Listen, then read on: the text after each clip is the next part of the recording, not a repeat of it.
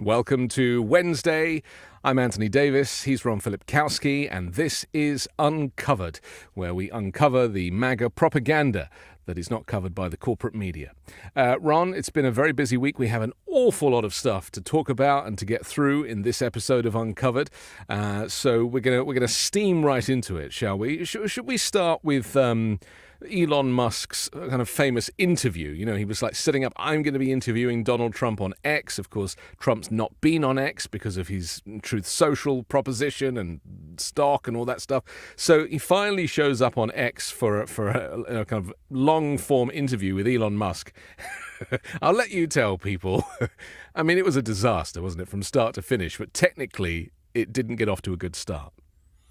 Yeah, I mean, you're talking about one of the most boring people on the planet, you know, Elon Musk, who can't speak coherently and who mumbles. And of course, it starts out with 20 minutes of technical difficulties when everyone's tuned in. They can't, it's crashing. All the people are complaining. Same exact thing that happened when DeSantis came on. It's funny because they always said this interview is going to break the internet. And yeah, literally the only thing it broke was their streaming system. Yeah. And then, it comes on, and Elon is a terrible interviewer. If he was smart enough, he would actually hire someone who's a professional interviewer, such as yourself, to actually, but not for that one. Not that job, please. Someone like you, because he is not a competent interviewer, and it takes some skill, as you know. I mean, it's a practice learned skill. And he doesn't have it, but he thinks he knows more and is better at everything than anyone, so he'll take it himself. But so then he spends the next 30 minutes talking to Trump about the shooting thing. So really the first 50 minutes of this thing was technical difficulties and Trump talking about the shooting at his rally, when of course people are wanting to know, what are you going to do as president?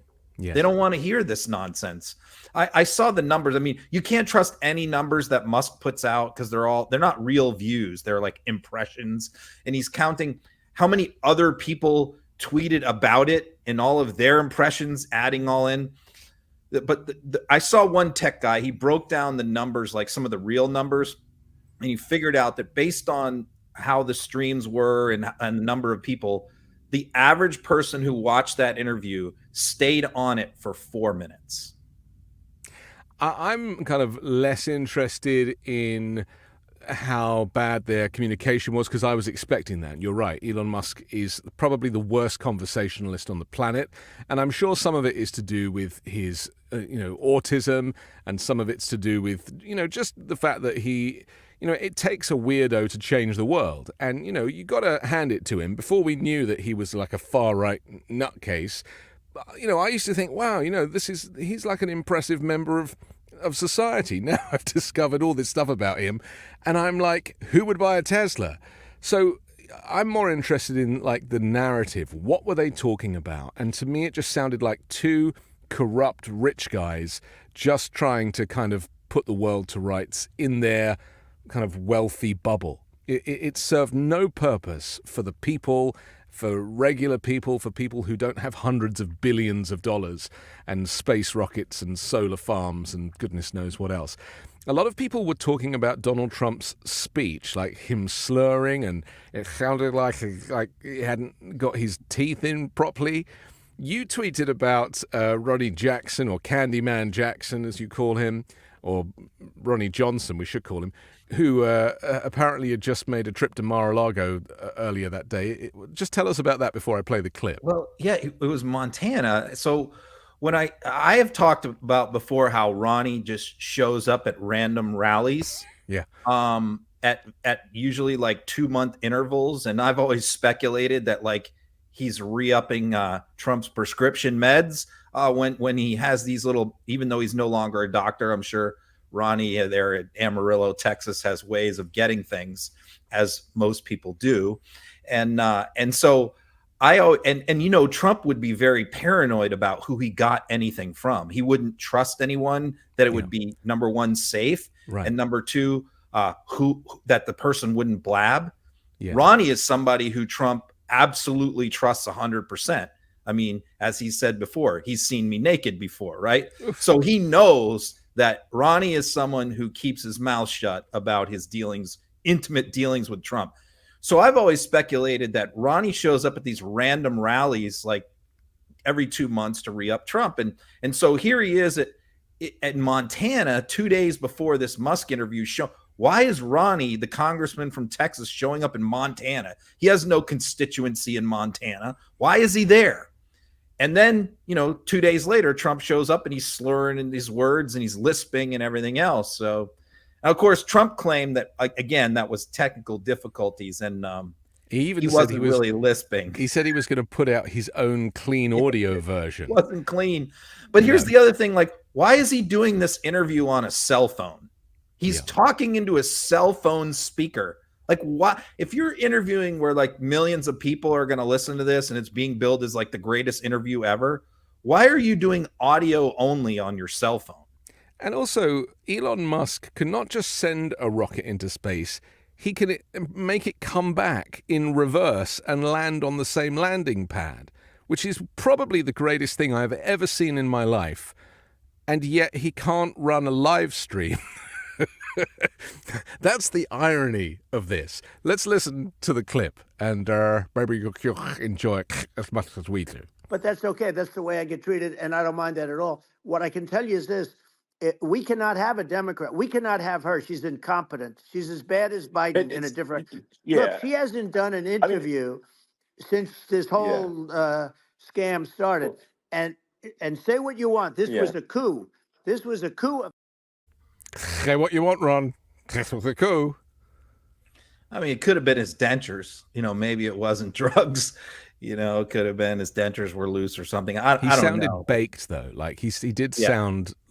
And I don't like to speculate about people taking controlled or uncontrolled substances. I'm not in that game. But it was very weird. And the fact that he needed to make an excuse for it, blaming the technology for the fact that his porcelain veneers weren't in properly, it just didn't... none of it makes sense. It never makes sense. But ultimately, this interview did not and will not change the needle at all for Trump's kind of Here's the reach. other thing. The social media the attention span of social media users is like 30 seconds, right? It's almost impossible. It's hard for me to get, that's why I try not to post any clips that are longer than a minute. Because I know if like I post a 3-minute clip, no one's going to stay for 3 minutes unless it's something really crazy happening. So, I mean, for these two bores to think that anyone's going to sit there through an hour to get to like the first question about a policy, no one's going to do that anymore. And I had a little look at Truth Social this morning. It's my guilty pleasure. I don't have an account, but I just go onto the website version. And he was posting this morning about, how he gave all of his time for this wonderful thing and how great it was. And I actually reposted his post and I wrote, it was incomprehensible. I mean, it was just a waste of everybody's time, a huge anticlimax. And you're right, the Ron DeSantis launch that he also paired with Elon Musk was an identical disaster. I just don't understand. And Trump and all the people with the Trump campaign were laughing and making fun of it. That's right. When DeSantis did it. And the same thing happened with him. No, I mean, it was terrible. And the narrative that came out of it was... slurring the words, the dentures thing, the technical difficulties. There was nothing policy-wise or, any points that he scored. The only part of it that was interesting is I was wondering, is Musk going to actually ask him about all the trashing that Trump has done of EVs, which he continues to do, constantly trashing EVs? Yeah. Is Musk going to ask him this? And he did try and ask him, but Trump immediately changed the subject. Right. Because, that's something he'll talk about in front of his rally audiences. But, Trump fundamentally is a coward. And so when he gets face to face with somebody on a topic that he knows that they're not going to like, he'll avoid the contact. So that's what he did. He rapidly changed the subject. He changed it to global warming and the Green New Deal when Musk tried to ask him why he doesn't like EVs. And look, Musk knows quite a lot about climate change, right? The reason he started a solar farm was for this reason, and electric vehicles was for this reason. Yeah. And then Trump tried to tell Elon Musk about climate change. Trump knows nothing about it. And then it became him talking about nuclear climate change. Yeah, a nuclear war causing climate change. Right. Right. Yeah. Yes, we're well aware that a nuclear war will cause climate change. Thank you, Donald Trump, for that education. Yeah, I can imagine that that's Trump's brain, because he's, when I say brain, that kind of jelly stuff between his ears. But he's been talking about war and World War III at his rallies and his press conference, because he's trying to scare people into, not voting for Kamala and voting for him. And so I suppose he's like, well, if I can pivot this away from climate change and into nuclear war, I'll just combine the subjects. I'll just be like, that's how you get climate change. That's what he does. From a war. Because he doesn't want to, again, just like with EVs, he doesn't want to talk about climate change with Musk, because he knows that Musk doesn't agree with him about that. It's like the one issue that Musk remains sane and rational on. Yes. Partly because his business interests depend on that. But business is an issue here, and I want to talk about Trump's stock price. This is the DJT media stock price, which has absolutely tanked in the last, what are we looking at here? We're looking at a month, but across this graph, you can turn it to 6 months and it'll look exactly the same. And really the point is that, Donald Trump has stayed away from Twitter because he's got Truth Social. And we've discussed before, he probably has some kind of deal going with his business partners at DJT Media, where he has to stay off Twitter to increase the value of Truth Social. But there is no value to Truth Social, and it keeps reporting these massive losses. And so now he's desperate, right? So he turns to Elon Musk and jumps onto Twitter. But, both of these men have business interests. Trump with his publicly trading company, and Musk with his multiple public trading companies, and especially, Twitter, which he paid $44 billion for. And also, now he's suing all the advertisers who won't work with him. So we're never really hearing any kind of pure conversation between people about politics and about culture and society. We're just hearing two people with financial stakes in the conversation trying to save their share price. Yeah. Trying to make money. The interesting thing is that Trump got back on that day on Twitter and posted a bunch of stuff, but none of the stuff he posted on Twitter matched what he was posting on Truth Social that day. And it was all well written with correct punctuation and not a lot of all caps with the stuff on Twitter.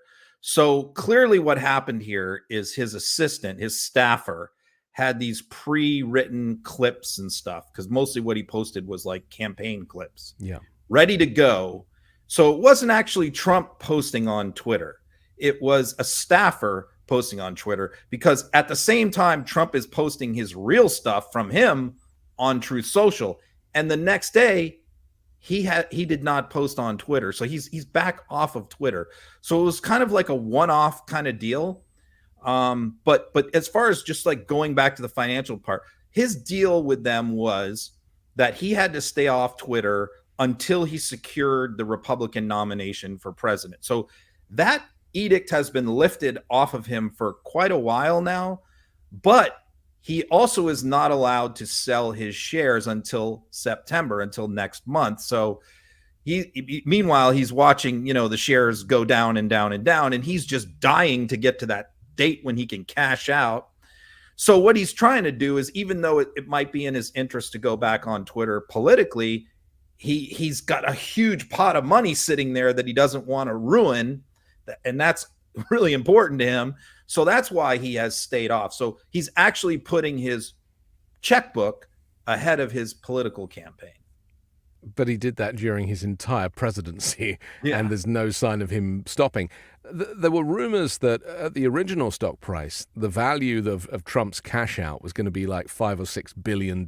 Yeah. It's obviously not that anymore. I mean, So what's he holding out for? Maybe $500,000? I mean, it's still a significant amount of money. He owns 60% of the shares. So even though this is a company that has never turned a profit, they just reported on Friday their second quarter earnings. It was $800,000 is what they took in, and they lost, I think it was 16.3 million more. So this is a company that has never made any money, lost money every quarter, has lost well over $100 million so far. They have no money coming in. And when he does sell his shares, I suspect when he does sell his shares, he's going to cash out. He's going to make a lot of money. But at this point, really, the only people who have shares anymore are his cultists, are his loyalists. Devin Nunes, the CEO, said there's 600,000 individual shareholders in the United States. So it's these MAGA cult people that are holding $5,000, $10,000. Those are the people who he's going to fleece next month. But if he fleeces them in September and then election day is in November, this is a problem. Then he's going to lose a whole bunch of votes. That's the next conundrum. Right. The next conundrum is, does he wait till after the election? I think, and because everyone's going to be, if he sells off shares and it tanks, he's going to be ripping off his own people. Politically, that's going to kill him. It's going to hurt him really, really bad. So he might wait a couple more months, but can Trump do that? It's just got to be agonizing for him. Like, he's got this big pot of money. Does he leave it alone to keep going down? Not a chance. Or does he grab it? Not a chance. He is going to cash out as soon as he possibly can. Yeah, I think sure. so. I think you're right. Here is the proof of the pudding, my friend. You cannot mix business and politics in any way. The whole reason why Trump was supposed to divest of his businesses when he became president was so you don't get into this situation. But, the fact that any foreign organization can try and curry favor with Trump as a candidate or as a president by buying shares in his company is corruption. And the fact that he's going to try and sell these shares despite the fact that the company doesn't make any money is corruption. And that is the proof that Donald Trump cannot run a business. And for those people that make the argument that, you've got to be able to run a business to run the country, which I don't happen to agree with, he can't run a business. So, this company is going down in the same way that Trump University went down, and Trump steaks and Trump ties and merchandise and Trump trading cards and Trump every other business. It is. It will end up at zero. But another good point, too, is like Devin Nunes has said that there's 600,000 American shareholders. He also has acknowledged that there are many foreign shareholders. There are many people in foreign countries who have bought Donald Trump media stock, but he will not say how many. He said how many Americans, but he won't say how many foreigners or but who how they is are. This not breaking the rules of campaign finance law? I mean, because it's his private business. It's his. Well, it's a publicly traded company is what it is. So then he as a private citizen and a private individual and a private businessman, how did he manage to tank the bipartisan border deal? He hadn't won the nomination then. He was a private citizen. The point of this whole argument is that he is being exposed as not just a bad businessman, but a corrupt businessman. And at what point are his loyal supporters going to be like, where's the proof that Trump is this kind of great mogul that he has claimed? I don't know. The only thing you can do is you can just keep putting the evidence in front of them day after day. Yeah. It's why I post all the grift stuff every time he comes out with a new T-shirt or coffee mug or product or book or whatever it is, totally overpriced. Yeah. I continue to post them day after day because I'm almost not so much posting them for Democrats. Most of those posts I'm really posting for all those Republicans and MAGA people who follow me, and there are many, because I'm like force feeding that to them. I know they hate seeing those, but they see them. I try to hashtag these types of tweets with Trump 2024 in the hope that they'll be picked up by this. And someone wrote to me and said, "Why is it you're supporting Donald Trump?" And I was like, no, that's not how the social media works. Talking of his corruption, let's take a look at this map of his outstanding bills at his campaign rallies. This was this some kind of request for information to get this data? For those listening on the audio podcast, we're looking at a map of the United States, and there are markers all over where he's done rallies where he owes as much as $530,000 in Minneapolis. This was from a rally in October 2019. Of course, he's been campaigning ever since he before he became president. 82,000 in Tucson, Arizona. Where was the other big one? Oh, here, El Paso, $569,000 from February 2019. What's the story here, Ron? Why is he not paying his bills? Surprise, surprise. And that, that's an old chart too. That doesn't even include 2020 and forward. That's only through 2019. Right. That's all the. So what these things are is like when you do one of these rallies, you have to pay for the venue, of course, but the municipalities charge you because you have to get the permit. They charge you for how much it's going to cost, mostly for like police, fire, EMT people, all the support that this local municipality has to shell out to support your event, right? And it's this way for county fairs, for anybody, not just Trump. And, a lot of those communities like El Paso that he stiffed don't have a lot of extra money floating around. I mean, this is money that they typically have to pay to the police fire to work details. In other words, they're off duty. They're bringing in extra people from surrounding communities and paying them overtime as on a contract basis to work this event. So it costs these municipalities a lot of money.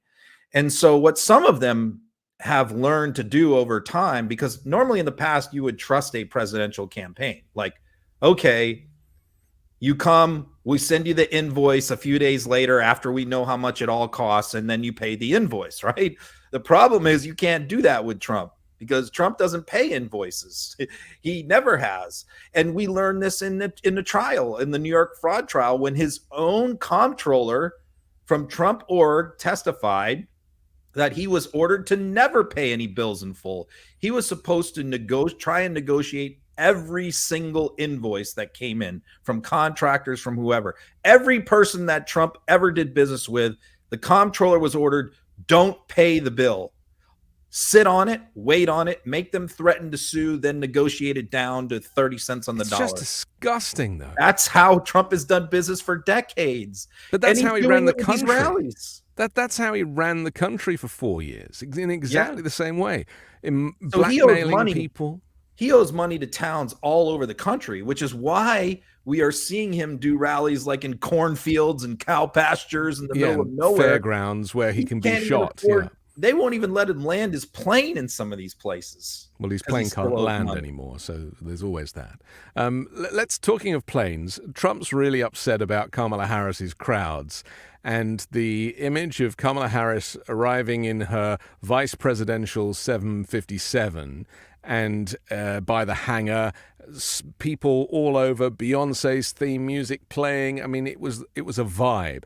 And he was so furious about that Trump decides to post that it must have been AI and that Kamala Harris's campaign is using AI to make it look like she's getting these huge crowds when no one was there. I mean, who started this rumor? Was it just somebody in, the far right MAGA movement? Yeah, this is the problem when your presidential candidate is a very online social media guy who is in this right-wing echo chamber. And where is he getting his information from? From Don Jr., from Jack Posobiec, Laura Loomer, all of these right-wing conspiracy theorist influencers are feeding him all of this nonsense, this QAnon stuff, this made up stuff. And, he will post that stuff. He will latch onto it and put it out and co-sign it. And so this was one of those right-wing internet conspiracies. I think it was actually Laura Loomer that started it, that this was AI in the crowd and stuff like that.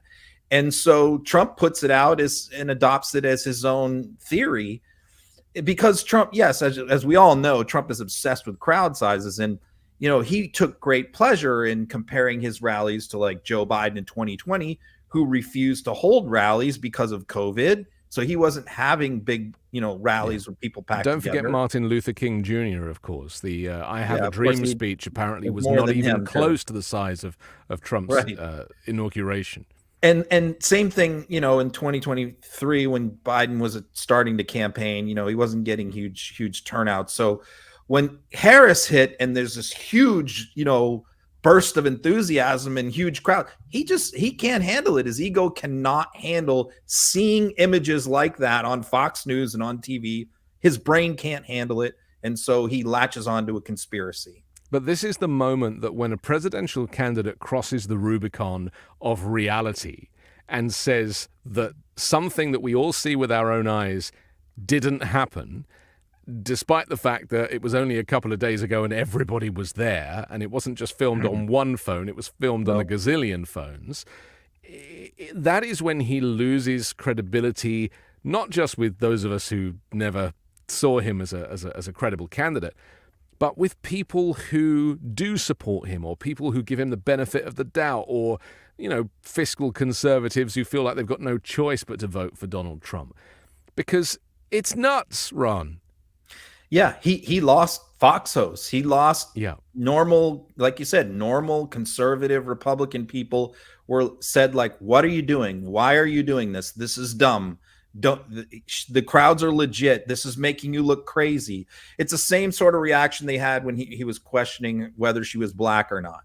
Yeah. They continue to get frustrated day after day with the lack of focus of the campaign and with him, and how he continuously steps on. They want him talking about the border. They want him talking about migrants. They want him talking about inflation, all of these things.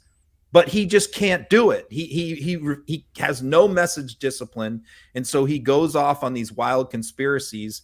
And, you know, I think the people who run his campaign try to keep these people away from him, but they can't. No. He likes these people.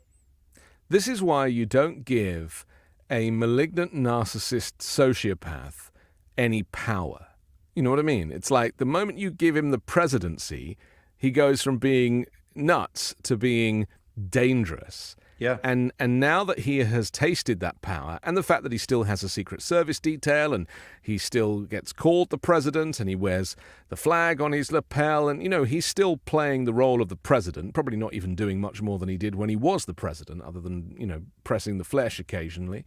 But it is so dangerous to take somebody who is this mentally ill and to give them any level of power or a platform or a foghorn. It's like he should be. What was it that someone was saying, that if he was a member of your family and he was this unwell, you would have taken him to a hospital by now. You would have put him in as an inpatient, because it was George Conway that said it, because of course he has this pack now about, you know, Trump's mental health. And George Conway was saying, if it was a member of your own family, you would have had him admitted by now. But nobody wants to tell him. Nobody wants to take responsibility for it. And of course, you posted a whole bunch of clips, which I'm sure would pleasure him enormously, where he was waving to no crowds just so that he could give the impression he's popular. Here they are.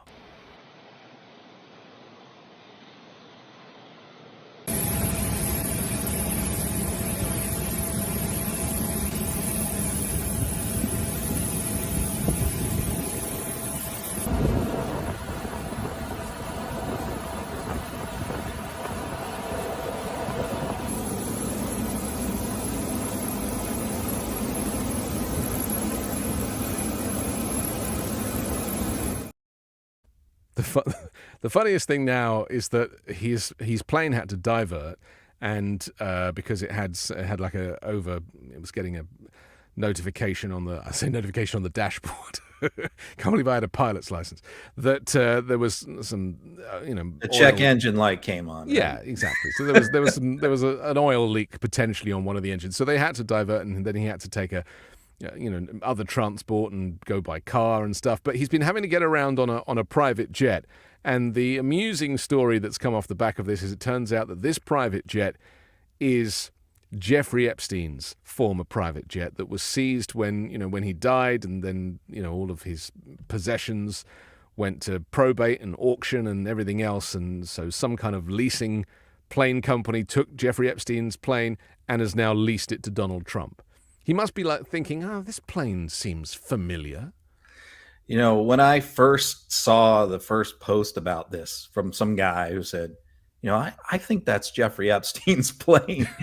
I thought, oh man, this has got to be some kind of blue and on, liberal conspiracy.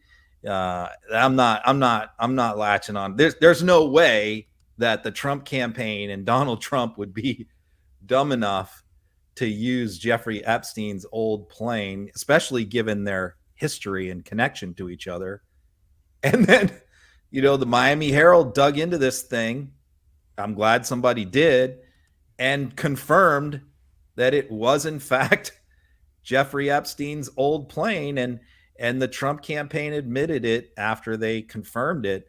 Now the Trump campaign claims that he had no knowledge that it was Jeffrey Epstein's plane, and they had no knowledge. It was just an odd coincidence. He probably went with the cheapest plane that he could lease, right? And well, that's what I said. It's like, well, look at this one. This one's really cheap for some reason. Nobody wants to rent this plane. Right. Like for some reason, this thing's been sitting there for a couple of years and no one will get in it. And it's like, Trump's like, oh, let's do it.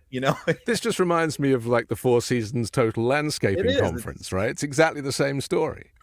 Yeah. It's like, get me the cheapest plane, and of course, the other backstory to this is that Trump, rather than like get a normal private jet and fly, like in a reasonable sized one that like fits 20 people or something, like most human beings, and get a new one. Instead, he renovates this ancient 33-year-old 757, which was sitting in mothballs for the whole time he was president, and puts a new engine in it and gets it back up there. And of course, he has problems. He has engine problems. And the other crazy thing is that there were a lot of, right-wing conspiracies about this that said that this was yet another assassination attempt by the let's take a look at one of those. This is a Real America's Voice host who claims that the mechanical problems were a conspiracy or an assassination attempt by the Democrats. Urgency plea to President Trump. He's got to hunker down in Mar-a-Lago for the next week, while only those closest to him, only the very people that he trusts the most, revet, reinvestigate everyone surrounding his security detail, everyone involved in his security detail, everyone involved in the maintenance of his plane, anyone that comes anywhere near President Trump needs to be revetted and reinvestigated. This after an emergency landing of Trump Force One.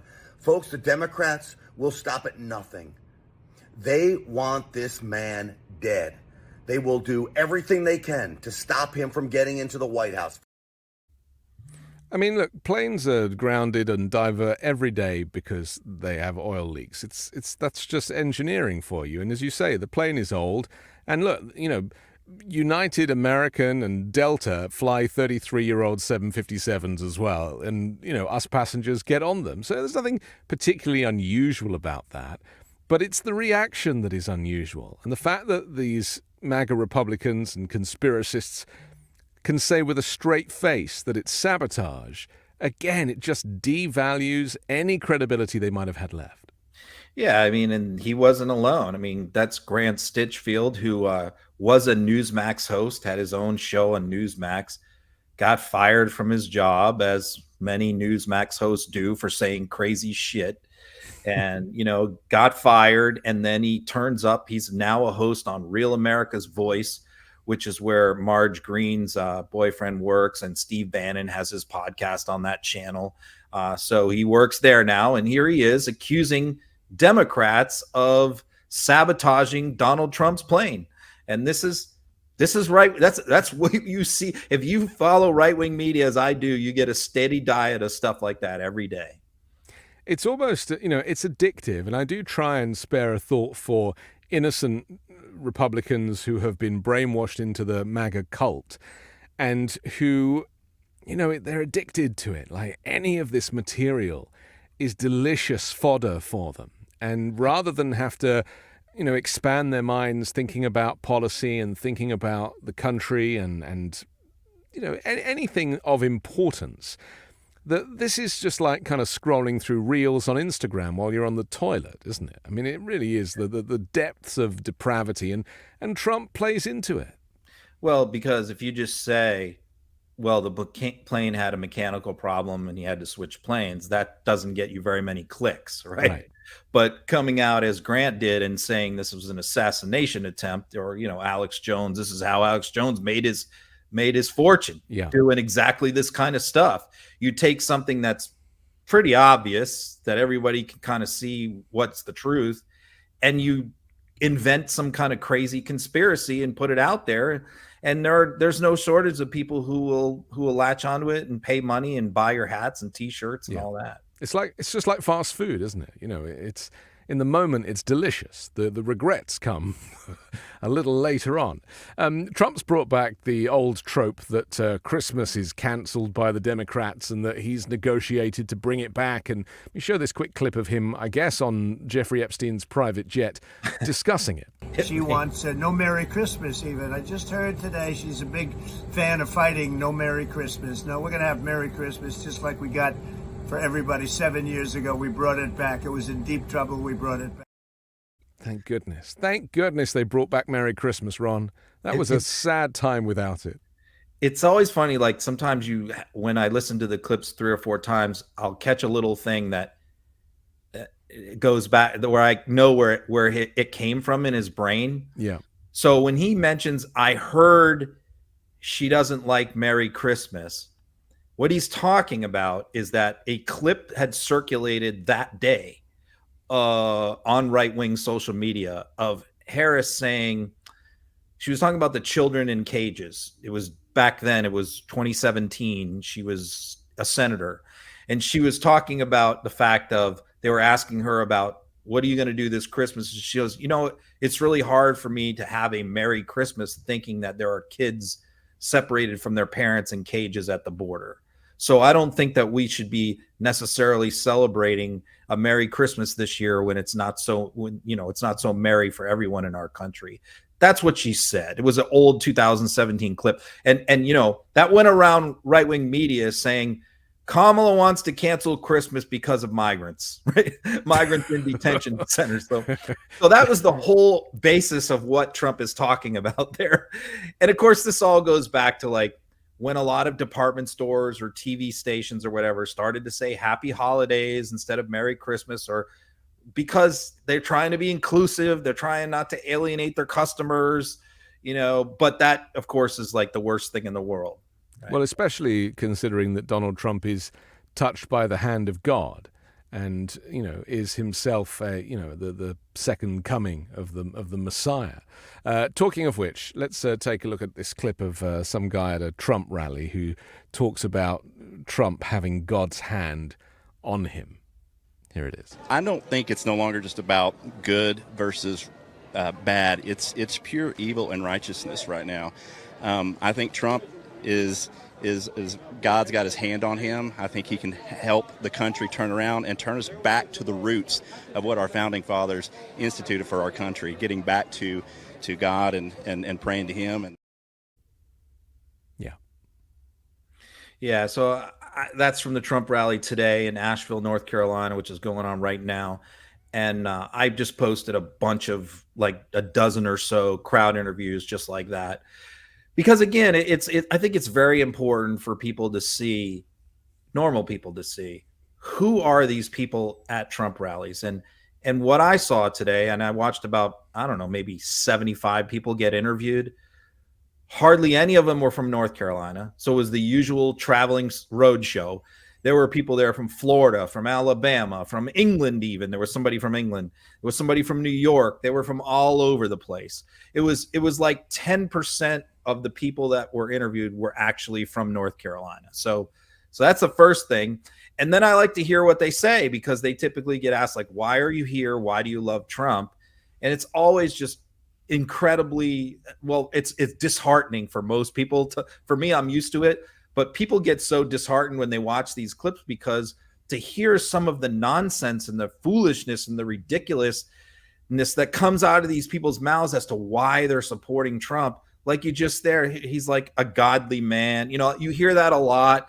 He's going to save Christianity. He was chosen by God. One woman said today he's a champion for women's rights. And of course, you also hear the usual stuff. He's going to drill, baby, drill. And of course, I would like to say, like, well, oil and gas production is like higher than it's ever been in the history of the world. But, don't let facts get in the way. I was going to say, and that's why the networks mustn't broadcast anything that he does live, because it needs to be fact checked. And this is why the corporate media have dropped the ball so much, because they've allowed people to think that he knows something about something when he knows nothing about anything. And this is why he should be laughed off the stage every time he's on.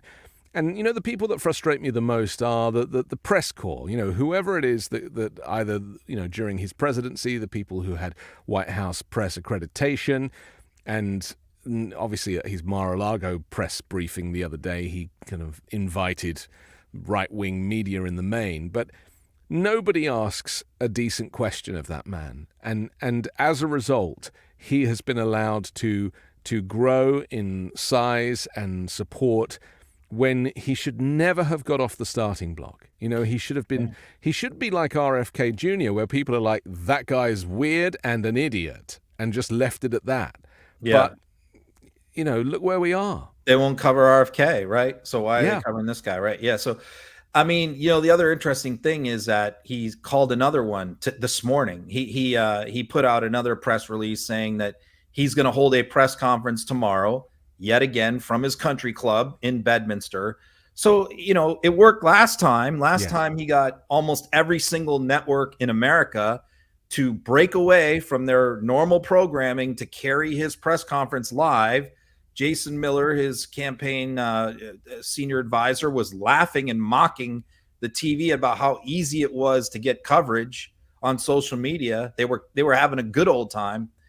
So, I mean, the networks got used and abused by Trump last time, right? And when you said, yeah, he got asked some good questions, he just refused to answer most of them. So he's called another one for tomorrow at Bedminster. And once again, I put out a tweet to the network saying, are you going to do this again? Are you going to get used and abused by this campaign and give this man tens of millions more in free advertising while he sits in his country club and laughs at how you're a bunch of suckers and losers for covering his stuff live? Well, the answer is yes. You think they're going again? Of course they are. Look, I used to work for many of these networks in my previous life, and I could see it. I could see the way management would get excited at the idea of ratings. It's all about ratings, because ratings bring advertising. Advertising brings profit. Profit brings a yacht and a nice house in the Canary Islands. And so, this is why the news should not be for profit. There are so many things that shouldn't be for profit ever that are in America that aren't in other countries, or at least you have the choice. This is also a problem with so many media companies bringing in foreigners, bringing in non-Americans to run them. Yes. Is they really don't have a stake in our democracy. They're just all about making money and ratings, even more so. Yeah. Well, the guy who's running CNN now, I did his Christmas party years ago at the BBC. So, what goes around comes around. We have to take a quick break, but I want to come back and talk about Joe Rogan, who has split his allegiance from Donald Trump, or maybe he's back on him now after a backlash. We'll see. That's next here on Uncovered. If there's a surefire way to wake up feeling fresh after a night of drinking, it's with ZBiotics Pre-Alcohol. Pre-Alcohol is the world's first genetically engineered probiotic. It was invented by PhD scientists to tackle rough mornings after drinking. Here's how it works. When you drink, alcohol gets converted into a toxic byproduct in the gut. It's this byproduct, not dehydration, that's to blame for your rough next day. Pre-alcohol produces an enzyme to break this byproduct down. Just remember to make ZBiotics your first drink of the night, drink responsibly, and you'll feel your best tomorrow. Vacations, weddings, birthdays, and reunions, there's so much going on. Get the most out of your summer plans by stocking up on pre-alcohol now. Go to zbiotics.com/uncovered to get 15% off your first order when you use Uncovered at checkout. Pre-alcohol is backed with a 100% money-back guarantee, so if you're unsatisfied for any reason, they'll refund your money, no questions asked. Remember to head to zbiotics.com/uncovered and use the code UNCOVERED at checkout for 15% off. Thank you, ZBiotics, for sponsoring this episode. And you can find links to our sponsors in the description below. So let's talk Joe Rogan for a second. He's not somebody that I like to draw too much attention to because he is weirdly the most popular podcaster in the country, or certainly, was. Secondly, I just don't get it with him. I just don't get it. He's not smart. He's not an intelligent person. He's not that funny. I think he started as a comedian, but I never hear anything that makes me laugh. And yet at the same time, he has this huge popularity. What is it, before we kind of go on to his politics, what is it about Joe Rogan? I mean, should we blame Spotify? I don't know. Yeah, I don't know. I mean, it's basically like a show for like workout bros and gamers, and not so much gamers. Some are a part of his audience. But it's got to be a strange audience, but it's a big audience. It's right. I'm sure it's overwhelmingly male, overwhelmingly white, and there's just talk about a variety of things: sports, pop culture, politics. But it's like a variety show. The conspiracies are really the theme, though, aren't they? Because he really does he'll latch on to anything. Yeah, and he has some weird people, people like Jordan Peterson he has on, and tries to think that he's a serious person rather than just some kind of far right loon. And well, yeah, I mean, you can't really necessarily say that he's far right either, because his politics are kind of all over the place. He's hard to pin down. I disagree with that. He is absolutely far right. He endorsed Bernie Sanders in the past. So but momentarily, it's like, I think sometimes he would say things like that just for clicks. Maybe he's all over. It's hard to get a consistent theme from him. Yeah, I think he just basically is like stream of I don't think he has like a governing philosophy on mostly anything other than like working out and dieting and taking testosterone or something, but right. I think his politics are kind of all over the place, mercurial, I guess you could say, but I would say, in my opinion, he does lean right for sure. And I think that almost everyone associated with Trump and his campaign believed that he was going to endorse Trump, and Trump has been trying to get on his show for months and months and months, begged, pleaded. His people have asked repeatedly. So many people have reached out to Rogan, because Rogan also goes to all these UFC fights. So he sees Trump, and sometimes they sit near each other. So everybody always thinks, oh, well, it's only a matter of time before Rogan gets behind Trump, right? But for some reason, no. Rogan said he would not put him on. Finally, he just said, I don't want to do anything to help Donald Trump. That's what he said like a week ago as to why he would never have him on the show. And then, lo and behold, he comes out and says he likes RFK Jr. for president, which to me was like, perfect. This hurt Trump badly, very badly, because these are the kind of people in the Rogan audience that maybe aren't highly political, but they kind of lean right, and they're looking for guidance. And if he steers them, they're not going to vote for Harris. Yeah. But if he steers them to RFK, that hurts Trump a lot. And so I think this one really hurt him. Let's take a look. They do it on the left. They do it on the right. They gaslight you. They manipulate you. They promote narratives. And the only one who's not doing that is Robert F. Kennedy Jr. You a fan? Yeah, I am a fan. Yeah, he's the only one that makes sense to me. He's the only one that he doesn't attack people. He attacks actions and ideas, but he's much more reasonable and intelligent.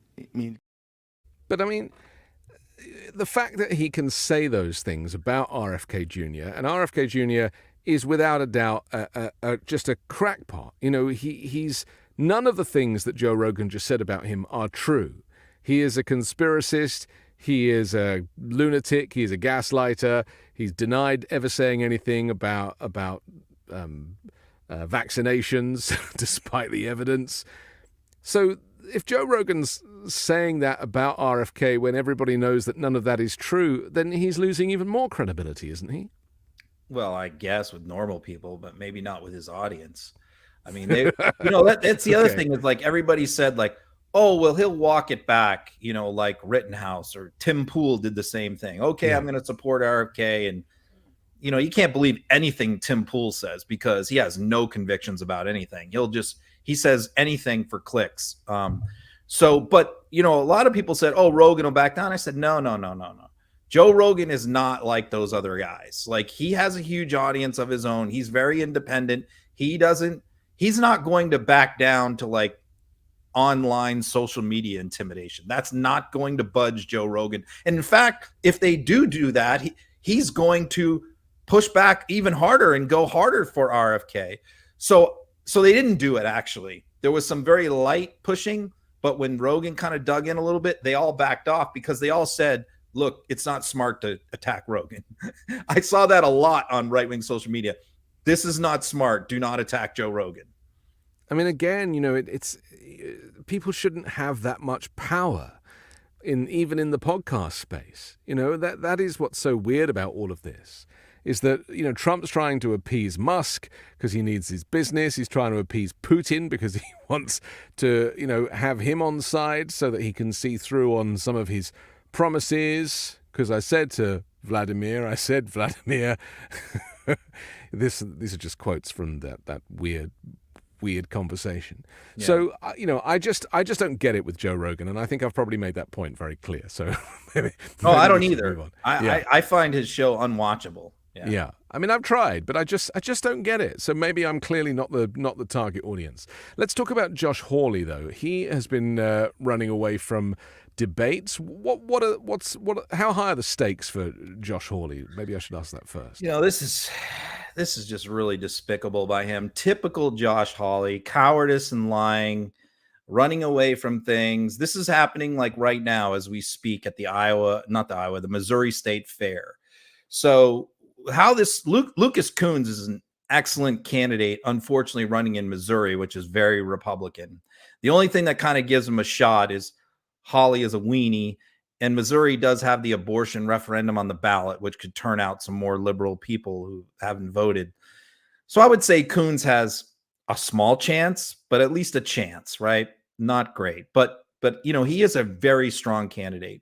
So when they both got the nominations last week of their parties, last week was the Missouri primary. Of course, Coons immediately challenges him to debates, 5 debates. Hawley says, okay, well, I'm going to be at the Missouri State Fair next week on Wednesday, speaking in front of the Farm Bureau people. Show up there and I'll debate you.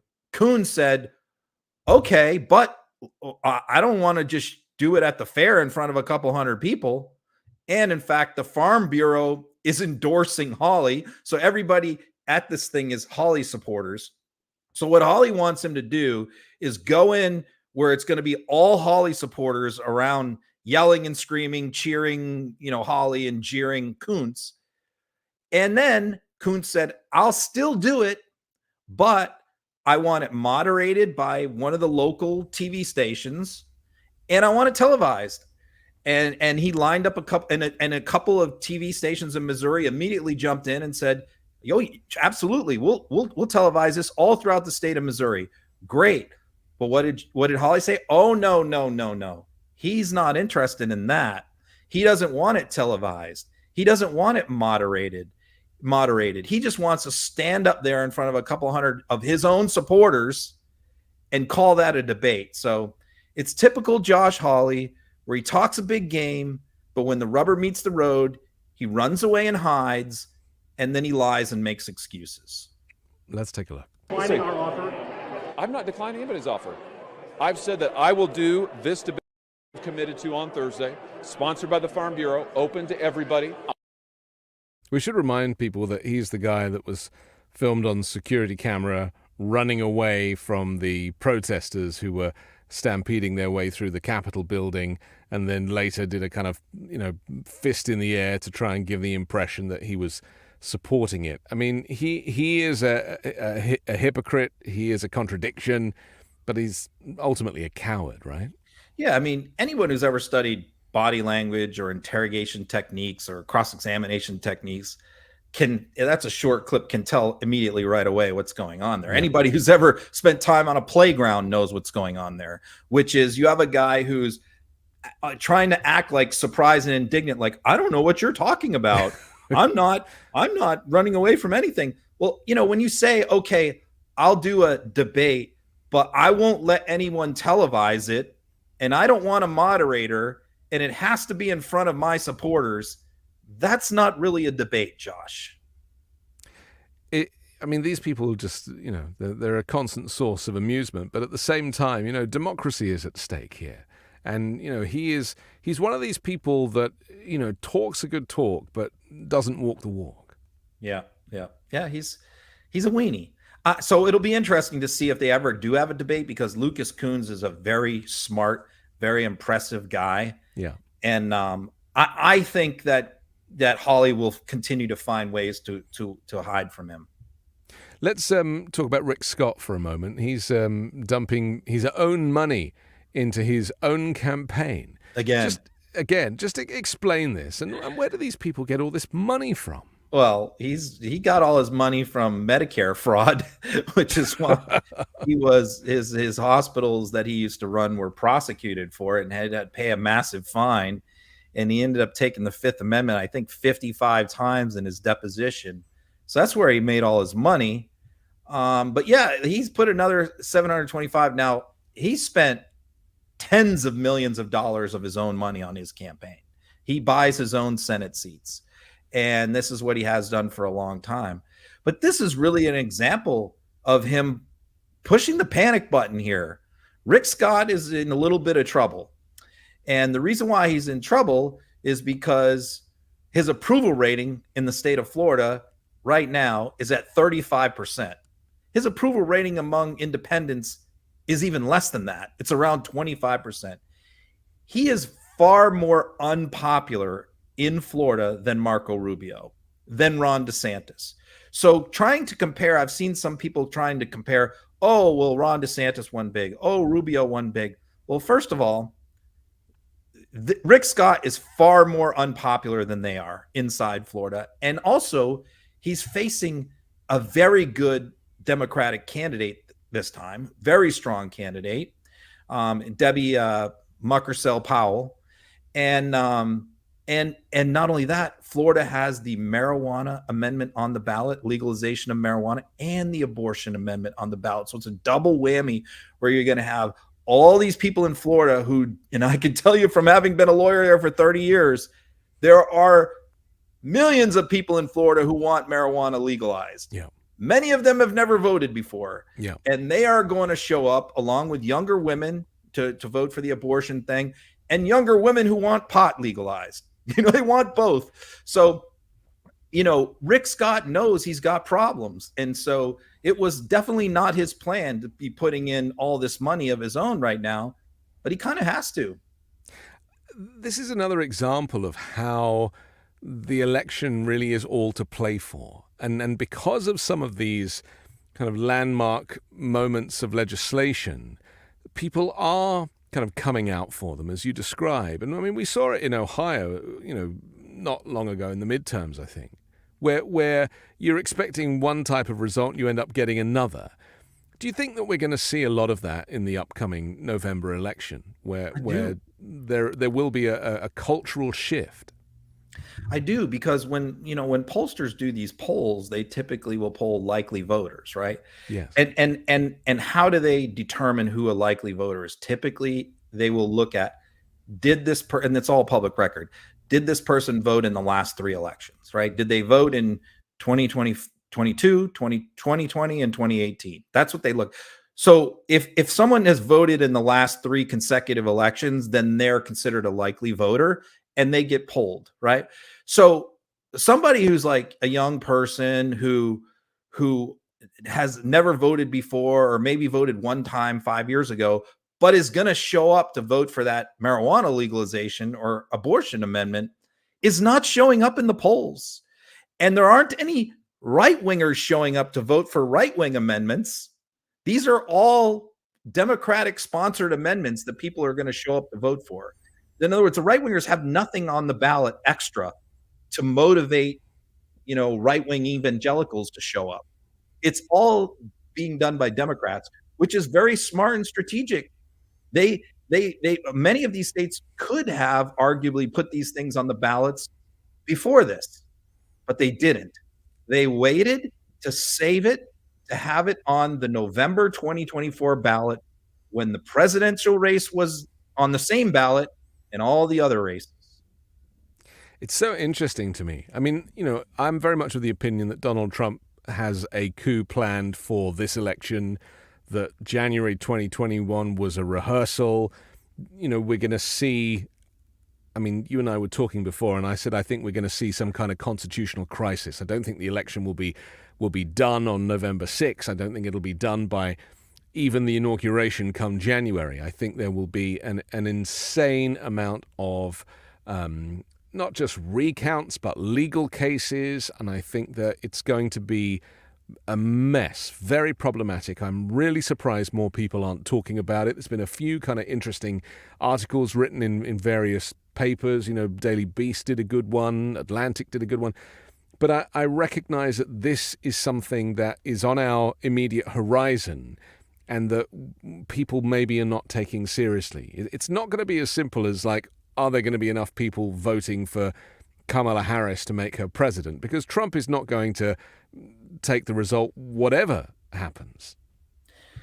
Look, the reason why I don't spend a lot of time on this topic is because, Democratic voters already are often depressed, often looking at the negative side of things and looking for bad news too much, and much more so than Republicans. I say that's a huge difference between the two parties is Republicans always believe that they're winning even when they're not. Democrats always believe that they're losing even when they're not. So, I mean, it's just, I don't want to sort of feed into that mentality necessarily by saying, no matter what we do, they're going to cheat. Like I'm not, because that's what Trump does. And I don't want to go down that road. It's not that I don't think, it's not that I don't agree with you that there's going to be some shenanigans, lots of challenges, all kinds of issues.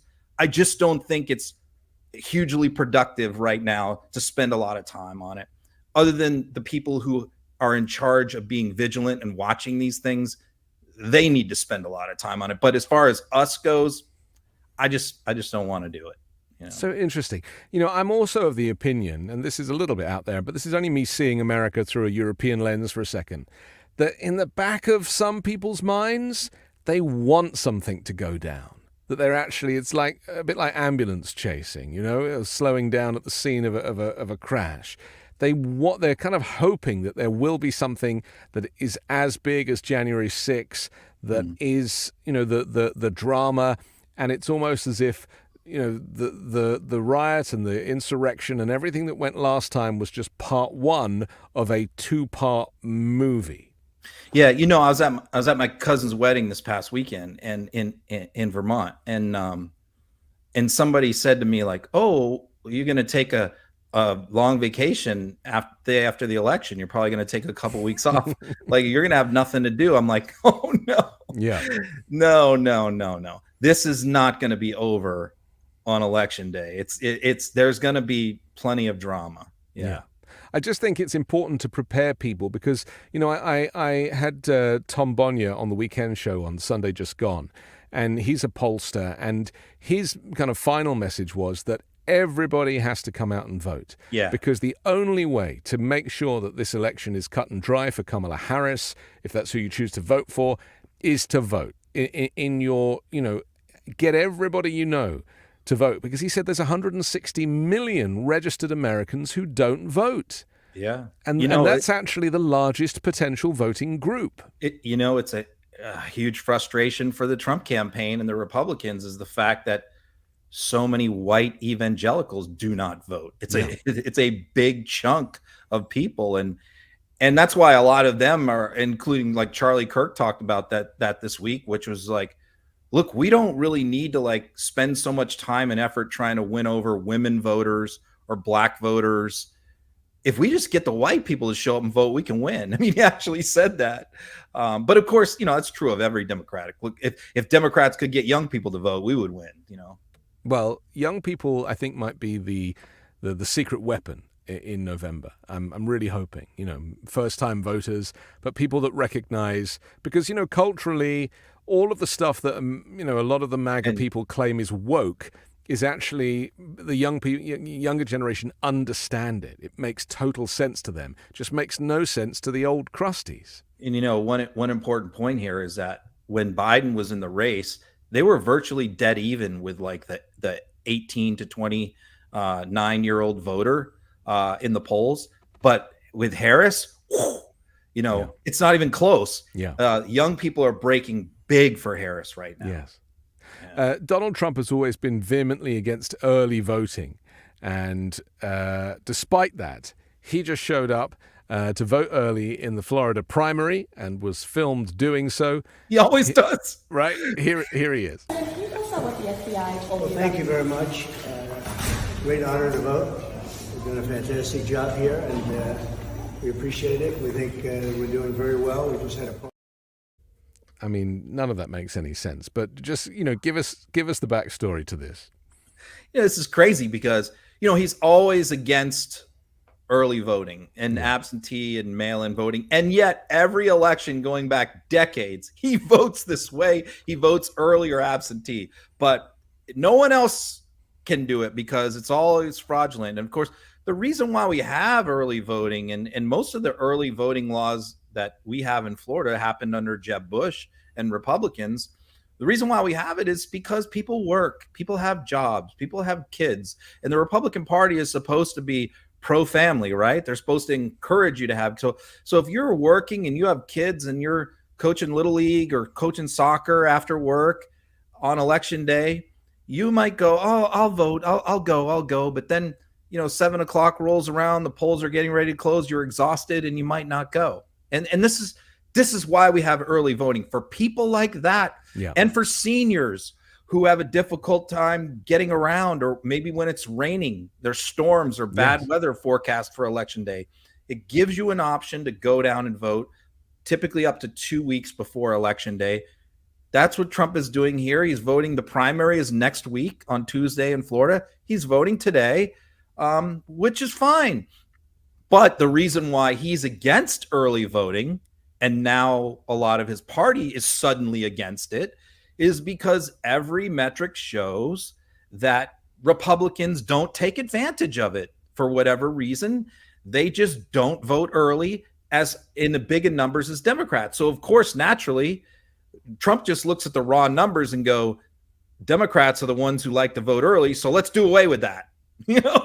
Because I think largely most Democrats are like working people with kids and families and stuff like that. They're not rich and retired like Fox News viewers who can, those people. I've been in Florida, like with the Florida retirees, there could be 2-hour lines. They don't care. They bring their lawn chairs. They have nowhere else to go. But a working person is going to see that line and keep driving. They're not going to vote. I mean, look, voting day should be a public holiday. Undoubtedly, in my view. Absolutely. It should also be compulsory to vote, like it is in Australia. You get like a fine? You do. You get a $30 fine if you don't vote in Australia. Now, you don't have to actually make a vote for a candidate, but you have to show up at the polling place, and you can destroy your ballot paper, but you have to go do it. And they have a 95% turnout. And it's important. Americans would go crazy. There's no way. But hang on a second, rewind. Because you're telling me that patriotic Americans who celebrate freedom and therefore the vote will go crazy if they're told they have to exercise their democratic right to a vote. I think the freedoms that Americans tend to value the most are freedoms not to have to do anything. Right. That's the freedom. That's probably the greatest freedom that Americans value the most, is like their ability to just refuse to do anything that the government wants them to do and get away with it. And so, I think it's hard to tell Americans to do anything, much less vote. So that would be, you saw what we went through with the COVID, the vaccine mandate. Yeah, absolutely. But I just failed to find it even vaguely amusing. I just think it's so sad. It's part of the DNA, I guess, of this country. Well, but their ancestors fought for the right to vote. And they fought for freedom, and they fought to get away from the British, for goodness sake. For white male property owners to vote. Well, there is that. Let's not forget that. But I'm telling you, the black families are going to be coming out in droves this November. I think so. Yeah, I think so. every day I feel more confident. Yeah. But you're right. We do have to win in big numbers. Yeah. And, you know, if we do have those surprising results that don't match the polls, maybe because in Arizona, you know, all these young people turn out to vote for abortion, and in Florida, all these young people turn out to vote for marijuana, that's going to lead to more conspiracies and more claims of fraud. Yeah. Because it's going to be like, these results aren't matching the polls, right? Listen, Democrats do not worship their leader, right? You can switch Joe Biden out for Kamala Harris and everyone's just as happy. You can't do that with MAGA Republicans. You can't say, oh, by the way, yeah, Trump's finished, so we're just going to bring in Ron DeSantis. There would be an uproar. And Democrats don't buy merchandise. They don't wear hats. They don't go, you know, they don't have this worship for this supreme leader because they're not in a cult. And so this is why, you know, Donald Trump has this false sense of security that he's popular, because the people that support him worship him like he is a god. And yet the Democrats don't operate like that. Their views are considered normal by the rest of the world. The closest thing that the Democrats ever had was JFK and Obama, you know, to that. But even that, and Kamala Harris, let's not leave her out. No, I mean, as far as like more like hero worship kind of thing. Yeah, but it's coming to that. It's coming to that with Kamala. But yeah, it's not even. Yeah, possibly. But I'll say even those levels, the Obama JFK levels, was nothing like Trump. You know, as far as the worship. You know, but because it's different. Because nobody said, no Democrat said like JFK was sent by God. You know, as the new Messiah. It's like, you know, I thought Obama's election was. I don't think his election was an anomaly. I thought his candidacy was an anomaly in the space-time continuum of American politics. I was like, whoa, the racists elected a black man. It was like, just didn't compute. It surprised a lot of us. It surprised me. Right. Because I thought that the poll, no matter what the polls said, there was enough Americans that were going to go in and vote against him because of his race. But he won it for a second time, Ron. That did not happen. He won in 2012 as well. And, you know, even people like me who voted against him, still, I think there were a lot of Republicans that were still like, wow, you know what? It really does say something about our country that, you know, enough people, that many millions of people were not racist, you know, in this election and voted for him anyway. So I think I think actually John McCain said that something very similar. So you were still a paid up Republican in those days. Yeah, I voted for John McCain. Right. Yeah. So what did you think back then? What was the 2008 Ron Filipkowski thinking? Well, as far as like Obama, well, first of all, I was a huge John McCain fan, and you know, I really liked and respected McCain. So that was easy for me to vote for him. But I also thought, you know, Obama was very inexperienced. He had only been a senator for like 2 years. I don't think he had held any elective office before that at all. So, you know, I like people that are experienced, people that have held multiple offices before they run for president. And so that was, you know, besides him being very liberal, which I felt that he was, I think he governed more as a centrist than as a liberal, but I think he didn't have a choice, did he? He ran left. Yeah. But yeah, that was the big thing for me, really was inexperience. You know, we didn't know a whole lot about him, and a lot of people were taking leaps of faith that he was the right guy. And, you know, their faith was paid off. He was a remarkable president in so many ways. And I think with the benefit of hindsight, you know, we had this in England. You know, we had John Major, who was like the most boring prime minister we ever had, came after Margaret Thatcher. And everybody was like, you know, at the time they were like, oh, he was so boring. And then in hindsight, now everyone's like, John Major was like one of the best prime ministers we ever had. You know, and he was a conservative. Nothing wrong with boring, man. You know? Nothing wrong with it, no. Okay, we only have a couple of minutes left. I want to talk about this associate of Mike Lindell. Her name is Tina Peters, and she is the former elections official who was convicted yesterday. She claims her trial was rigged by the deep state. Let's take a quick look. It's hard to predict what they'll do. I am a big threat to them, and so the things that were done in this trial that people can go back and watch on Frank's speech was just atrocious. I mean, people can see it for themselves. Unfortunately, the jury was not allowed to see what was going on. They were very shielded from the facts of this case, from the defense of this case, and witnesses that should have been able to present in my defense. So, you know, I mean, we're going to continue to fight this in the law, and in the meantime, until they either kill me or put me in prison, you know, I'm going to keep speaking out about the injustice, about what's going on in these big multinational global corporations that have these vote flipping software that is basically in Serbia. We've already shown that people that I'm accused of influencing, there's emails between them and Serbian Dominion employees. I mean, they're all nuts, aren't they? I mean, she's just another one, isn't she? The My Pillow Brigade. These are the people that you're worried about right now, which are these local election officials, which she was in charge of the elections for Mesa, Colorado, which is a fairly decent sized city. She was in charge of the election, and Trump won her county, but that wasn't enough for her. She was determined to prove, you know, that Colorado was stolen. And so she, along with Lindell, conspired to try and hack into some of these Dominion voting machines to try and prove that, as you just heard, people in Serbia were flipping votes, were changing votes, using the internet in Colorado. So yeah, these people are just completely off the rocker, nuts. But she was an elected official. She was removed, indicted. She ran again, lost. But there are people like her around the country running elections offices. And so that's why this prosecution was so important. And she's going to be sentenced next month. I think she's going to be sentenced to a chunk of prison time next month.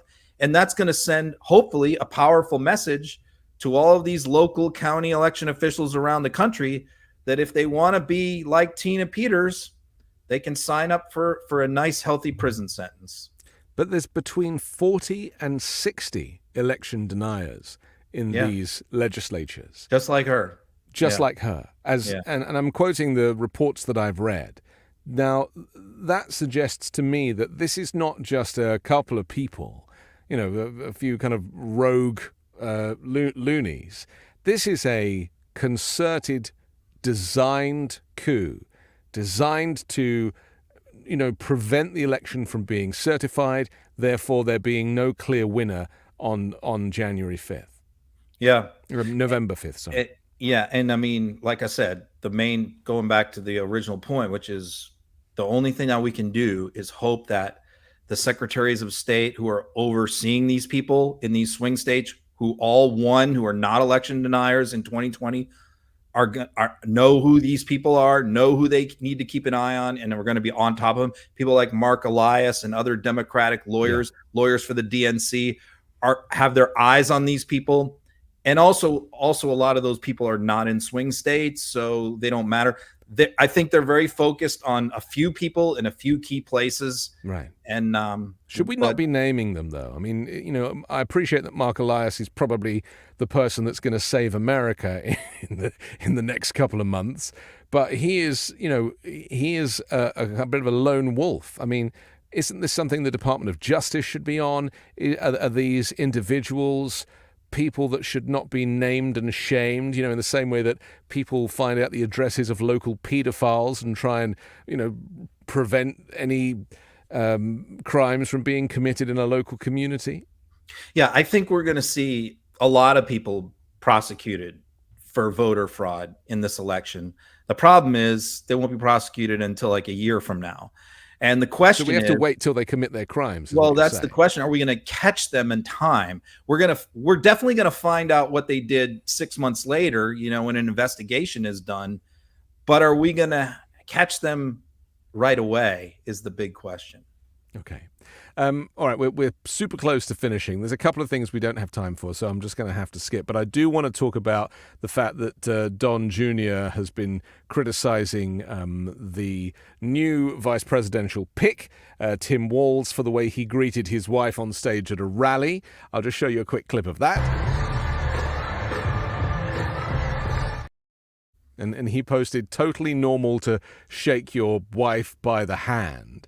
I mean, it was only momentary, and I tried to analyze this clip in my practice time, and I realized that Tim Walz has never done anything like this before. Like, he's completely new to rallies and any kind of event. Never used a teleprompter. Never used a teleprompter.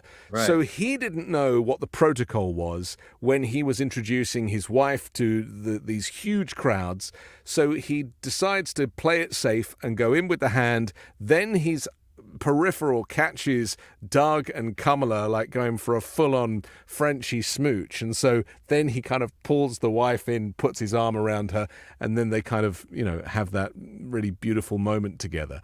So it was kind of in two stages. Maybe I should just play it again very quickly so people can see. Lovely. It's the joy and it's the love. So because of Don Jr. kind of posting this and saying, you know, ironically saying perfectly normal for this to happen, you very kindly put together a little montage of moments where Melania Trump, who may indeed be on the payroll as a wife for hire, has rebutted Donald Trump's affections. Let's take a look.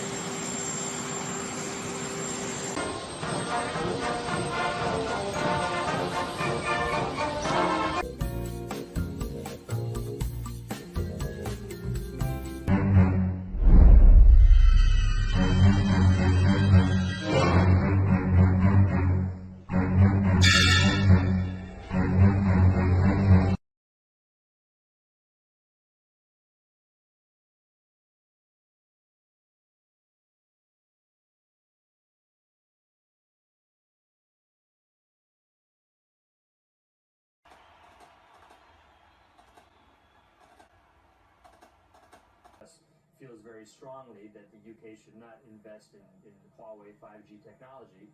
And on the trade side, the whole range of services and agriculture, it's all very contentious and difficult and will require... Thank you, Henry. Fantastic.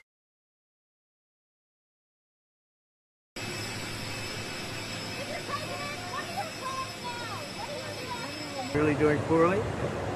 We're a laughing stock all over the world, and we're going to get that changed very quickly. And this has been some...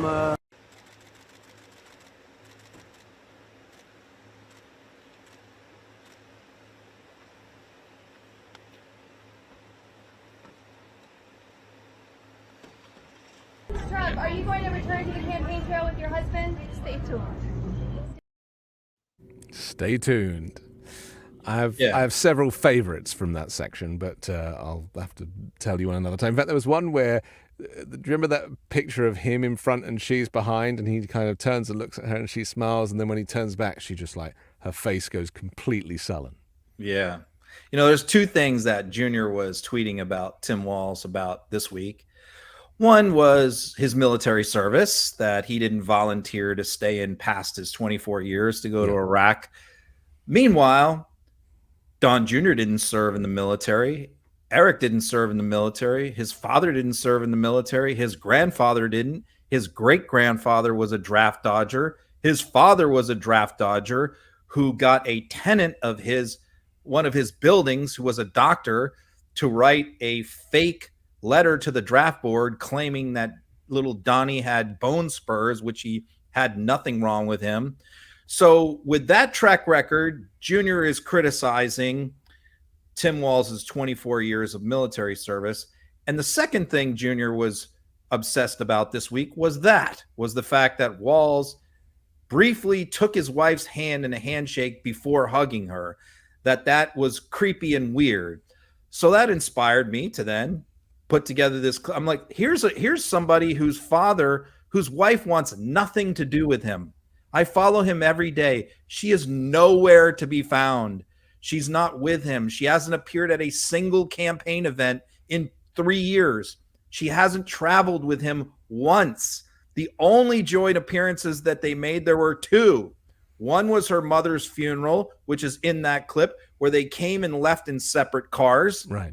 And the other was the RNC, where they also did not travel together. So it's just utterly insane and ridiculous that of all things, Junior would hone in on 2 things about Tim Walz, where his father is an utter disgrace, and what Tim Walz did was perfectly normal and honorable. Yeah. But this is how weird and crazy these people are. And getting weirder and getting crazier. And we will always be here to point it out. Ron, we have to finish, but another great chat. Thank you. I really enjoy this. And we'll do it again next Wednesday. If you'd like to download the audio podcast, it'll be available later on tonight from wherever you get your podcasts. Check out our sponsors. They're listed in the description below, and please support them and therefore support us. And if you want to share the show, rewind, watch it again, share it as best you can as soon as we've finished. Thank you again, Ron Filipkowski. I'm Anthony Davis. See you next week, Ron.